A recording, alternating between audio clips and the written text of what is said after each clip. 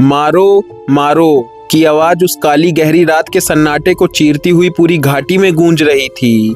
कोई लाठी लेकर दौड़ा, कोई कुल्हाड़ी उठाकर। जिसके हाथ जो लगा वो काली नदी की तरफ भाग पड़ा।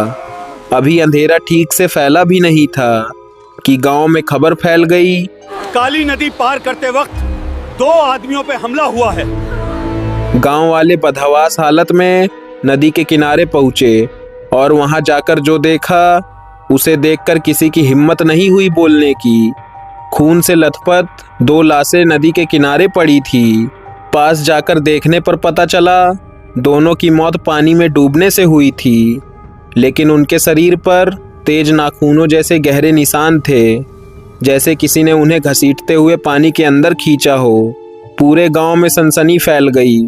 गांव के मुखिया ठाकुर जगन्नाथ आगे आए और बोले, जब हमने साफ कहा था कि रात में कोई काली नदी की तरफ नहीं जाएगा, तो फिर ये सब कैसे हुआ?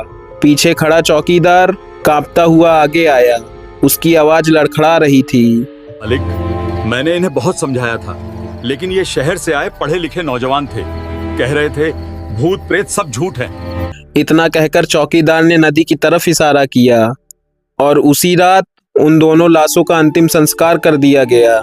लेकिन नदी के पास कोई नहीं गया, क्योंकि सब जानते थे काली नदी मरे हुओं को जल्दी छोड़ती नहीं। तीसरी रात नदी के किनारे रहने वाली एक औरत चीखती हुई गांव में घुसी। मेरा बेटा, मेरा बेटा! नदी उसे बुला रही थी। लोग दौड़े, लेकिन नदी के किनारे सिर्फ उस लड़के की चप्पल मिली। पानी बिल्कुल शांत था, इतना शांत जैसे कुछ हुआ ही ना हो। अब हर रात काली नदी से आवाजें आने लगी, कभी किसी का नाम, कभी मदद की गुहार और कभी बस हंसी। गांव के सबसे बुजुर्ग आदमी ने बस एक बात कही, ये नदी पानी नहीं पीती, ये जिद पीती है।